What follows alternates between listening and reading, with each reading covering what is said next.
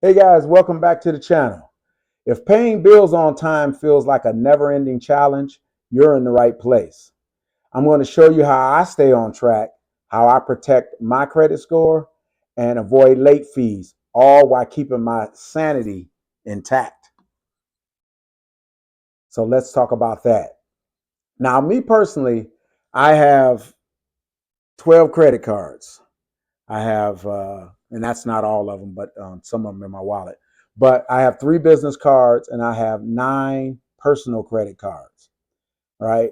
And so the way I set mines up is I try to have I pay everything that's due between the first and the 15th. I pay on the first, and any credit cards with due dates between the 16th and the end of the month, I pay on the 15th.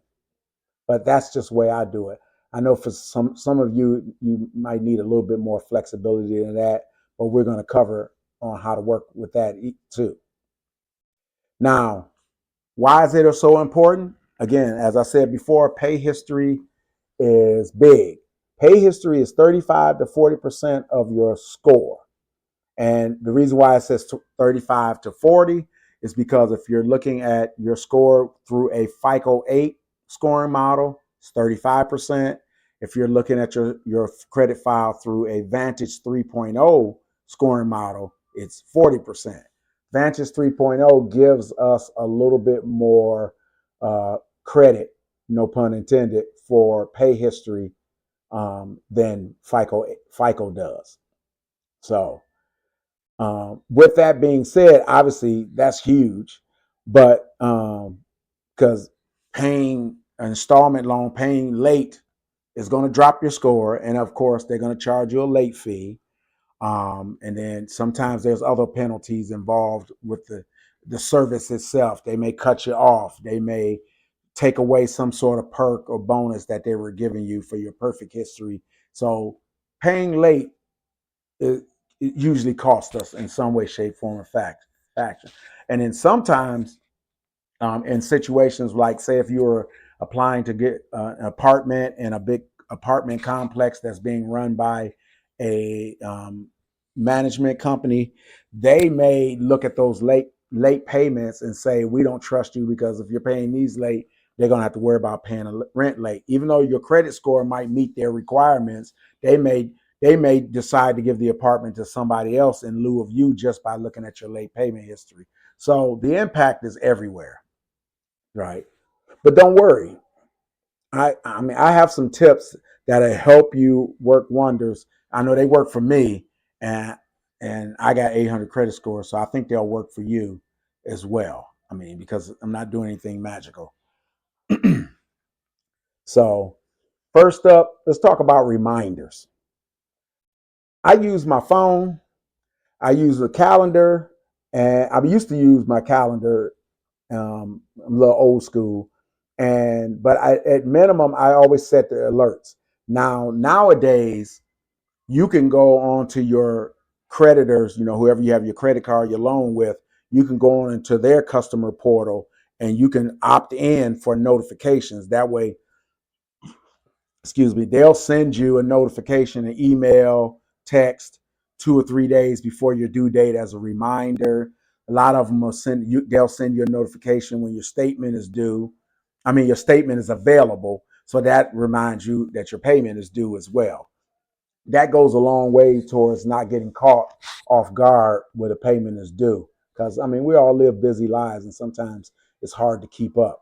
But by getting things as automated as possible and getting notifications automated as possible, it helps a lot with keeping up. Also, there are some third party apps out there that you can download and then you plug in all your due dates and then they'll give you reminders all coming from one place. There are companies like Mint and Prism. I don't use them. I don't know anything about them. I found those in the research that I was doing while I was for this video. So I know they exist, but I can't speak to any effectiveness of them. But notifications are notifications. That's the important thing, because I mean, essentially, you don't want to get caught off guard. Now, next, since you're automating your notification, why not automate the payment itself? Now, there's two ways of setting up automatic payments, especially for recurring bills. There's two ways you can do it. There's one where you can go to your bank, who you bank with, and have them take the money from your account and pay your accounts as you direct. Or you could set up your payments automatically with each of your individual creditors and say, take the money from my account on a specific date. You could arrange that in advance, or you can pay it that day right on the spot. Personally, I prefer setting up the automated payment from the creditor side of it for two reasons. First of all, if it's set up with the creditor, you put the onus on them to go collect the money. It's basically like saying, come get your money. And you say, okay, I'm gonna come get it on that day. So if they don't come get it on that day, it's on them because it was you authorized the payment. If they don't take it on the right time, they that's not on you. And it's the safer way. And I found it to be the most reliable way. The reason why I favor that over the bank draft way is because I found out through various encounters with clients over the last few years that there are still banks out there that are, even though you set up automatic bill pay, they are processing a check and they're mailing the check out and sending it to them. No different than what we used to do. And to me, that's kind of antiquated. Um, but there are some now that are doing ACHs, automatic check advance. But there's still some that are sending out paper checks. But here's the problem: even if they're doing ACH, if something happened, if there's some glitch at the bank and it doesn't get paid, the creditor is going to say you're late, regardless of whose fault it is. And then you got to go through a whole thing where you got to get the bank to cover you. If there's a late fee, you either got to get your creditor to forgive the late fee, or the bank gonna have to reimburse you for it.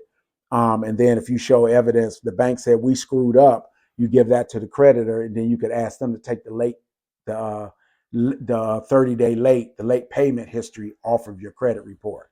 But obviously, that's a lot of hassle if something goes wrong on the back end. I even had a situation with a client where she had two payments that were being drafted to the same place because she had her car payment and she had a credit card with the same creditor. And for some reason, the the car payment didn't get paid, but the credit card payment got paid. And so she ended up with a 30-day late for the car payment. It impacted her credit. And she checked with the bank. The bank said we mailed out the check. That's how she found out that that particular bank is mailing checks. And so they never received it. So she ended up having to contact her auto lender. She had to make a quick payment over the phone to become current. And then they said they never received the check. The bank showed the check was never cashed, so she had the check canceled. And so they refunded back her money back to her account that they took out for the check they wrote. And so she ended up having that. We provided evidence that the bank said they mailed it out. Creditor said they believed it, so they took the late payment off her credit. They didn't reimburse her for the late fee, but such is life. But we was able to clear that up on her credit. And then probably 4 or 5 weeks later, she said she finally got the check back. The check was returned to sender. And so she received the check, but of course it was already canceled anyway. But as you can see, by doing it that way, you put your credit, your responsibility in the hands of the bank of somebody else, and they may or may not do it properly. So that's why I recommend setting up your automatic payments with the creditor on their site versus on your bank site. Now, the next thing that I know a lot of people I hear about from clients and prospective clients when they have late payments, they say, well, no, if the problem is my car payment is due on the 4th, but it's due at the same time at the beginning of the month. I always got to pay my rent and or mortgage, um, and I can't pay them both in the same check, so I can never pay car payment on time. If I do something else, it'll be late, so on and so forth. So I would always ask them, did you call the creditor and ask them to move the pay date? And they would say, oh, I didn't know I could do that. Well, I would tell you absolutely. There's very few creditors out there, especially if you're doing it proactively where you're not late or anything already, but you see this is going to be a problem going forward, where you contact them and ask them to adjust your due date to move it to a different part of the month, maybe mid-month or maybe later in the month, so you don't have your two biggest expenses in most people's cases coming at the same time. And they rather do it. They don't mind. It doesn't cost them anything. And they'll be happy to know if that's your only reason for potentially being late. That's one less thing that they have to worry about. But your creditors are remember, the creditors are, you have to think of them as your partners. They took a chance on you, so to speak, and they extended us credit, so they're our partners. So, we want to treat our partners well. So if you're having problems, you should call them. If you're having issues, you should call them. If they're having issues, you should call them. And that's just a way to keep the lines of communication open, and things go a lot smoother that way. But most of them are flexible and, more than happy to help you accommodate that if they know that'll head off any late payments and collection efforts later. Not to mention it'll help keep your cash flow a little bit steady when you don't have your two biggest bills bumping into each other every month. Now, what happens? What should you do when you're having trouble with a payment? Like I said before, with adjusting the due dates, even if it's not even that, if it's just something happened, you're not going to be able to pay them before it's due, before it's late, pick up the phone and call them. They are our partners in lending. And you just tell them, hey, I'm just letting you guys know it's going to be late. I'm aware that it's going to be late. I'm aware it's going to be a late fee, so on and so forth. I did have an issue, because you might be thinking they don't care. They just want their money. But actually, it's good to have that, because number one, as we all know, most of the time when we call customer service, it's being recorded for quality purposes. That's one. Number two, they note the files whenever customer service folks are required.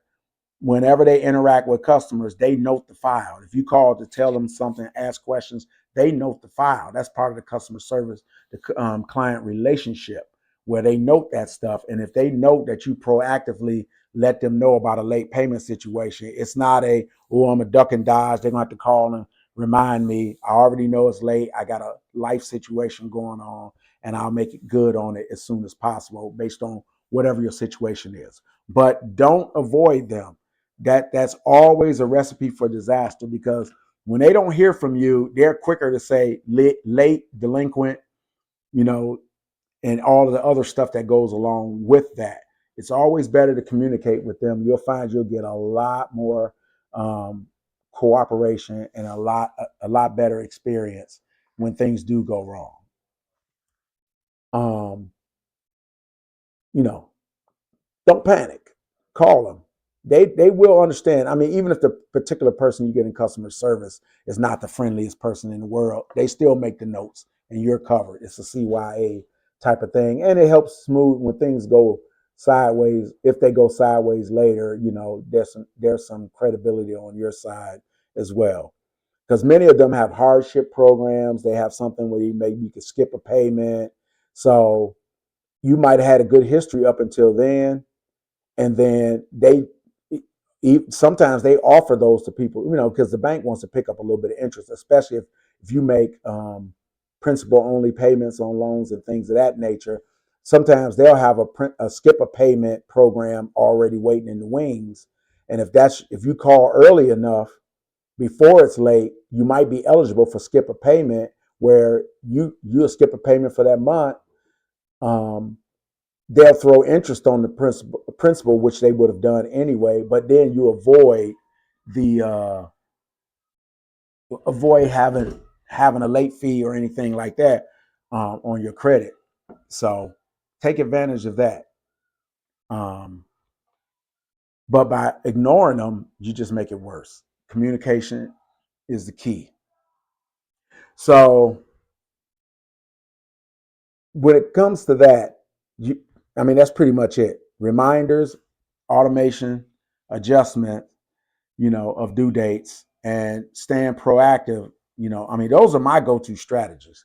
I mean, I had situations where, like for instance, here in Ohio, back in September, I believe it was, we had a couple of storms and we had blackouts. And one of them, I was without power for 4 days. And yeah, okay, fine. I know I can still use my phone, but I generally don't pay my bills on my phone. And of course, with not having power for 4 days, other things on my mind. Two of my credit card payments slipped by me a couple of days and before I realized, oh shoot, I was supposed to, jump on and make these online payments. So they end up, as soon as I thought about it, I went to my local library, which had got power back before I did, jumped on their internet and went ahead and made those two payments. But then I immediately sent a letter, they had a chat box, and I requested that they, because it wasn't late enough to report as a 30-day late on credit, but it was late where I was assessed the late fee. Now, because I got good payment history with them, I sent the request and I asked that they waive the late fee. And I explained to them about the blackout situation. Now, of course, in this day and age, they know I live in Ohio. They know in Northeast Ohio specifically, they know we had blackout.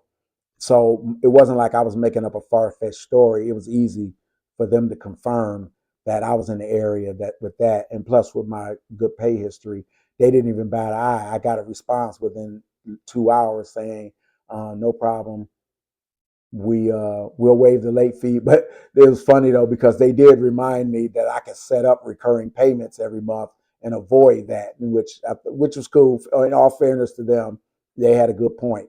Um, but they gladly waived the late fee. But again, I was proactive. I wasn't proactive where I told them I wouldn't be able to pay it ahead of time, but I immediately called them and paid that. And because I had always been good in the past, they were very cooperative. They were very helpful, and I didn't have to worry about the two late fees there. So, but it's just that easy.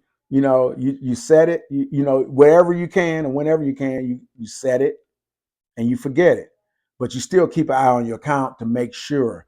Because I had another client, who had an issue with his automated pay, and in this case, it was with Kohl's, and he had it set up for auto pay for it to hit his bank account every month to pay his Kohl's card. Somehow, there was some system glitch where it kept turning off. It would intermittently turn off. Like he set it, it paid 2, 3, 4 months, and then the next month it would turn off. And I think they were requiring like 90-day confirm that you want to continue with auto pay or something to that effect. Where he had twice in the spring where they didn't take the payment and then they reported them late. And he was like, "Oh, well, and I told him, I said, "Oh, well, how did you let it go so long?" He said, "Well, that's the reason why I set it up. I set it up to be automatic so I wouldn't forget." I said, "But you did forget." I said, "You forgot, but you should still follow up because the onus is on them." Yeah, there was a system glitch, but at the end of the day, we should, it's up to us to monitor our stuff. Those tools are there to help us, but we're not supposed to just turn off our brains. Um, and no disrespect to him or anything like that, but I just, they say set it and forget it, like the old infomercials. But no, you don't set it and forget it. You set it and you set it and you check it later. You still want to keep an eye on it.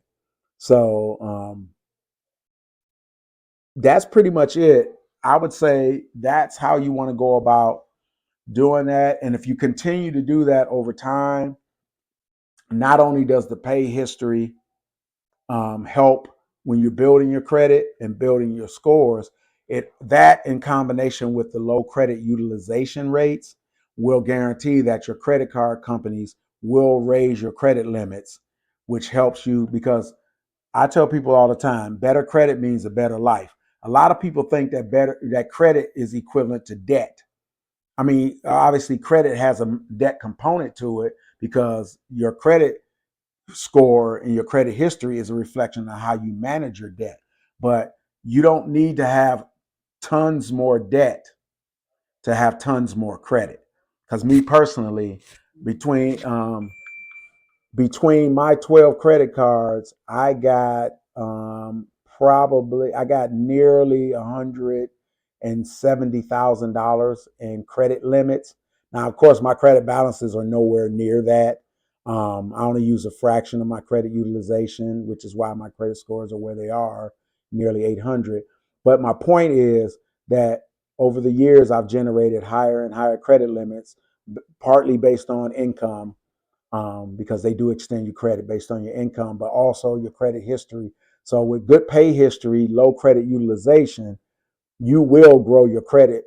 Your file gets stronger, higher quality, but your scores will go up as a reflection of that, because the higher your credit limits are, if you keep maintaining the same balances, now you end up with 5-6% credit utilization with higher limits than when you had lower cards and you were using 30%, but with the same dollar amounts or similar dollar amounts.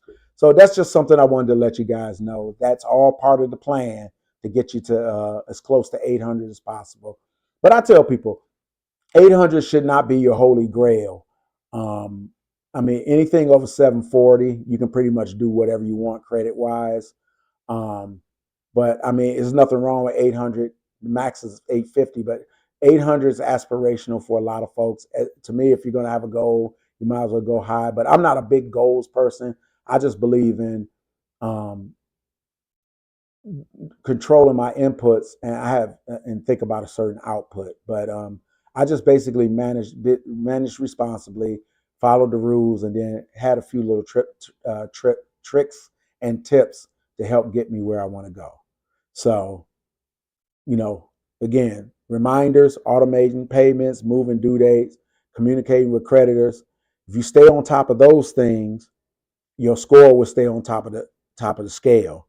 Um, Hopefully you found this video informative, found it helpful. I mean, I didn't dive deep into it, but the automation pieces, a lot of people don't really think about. And of course, the due dates, moving due dates around as needed. A lot of people don't know about that one. So I wanted to make sure you guys knew about that. Hopefully you'll find this helpful. If so, please share, please, and subscribe.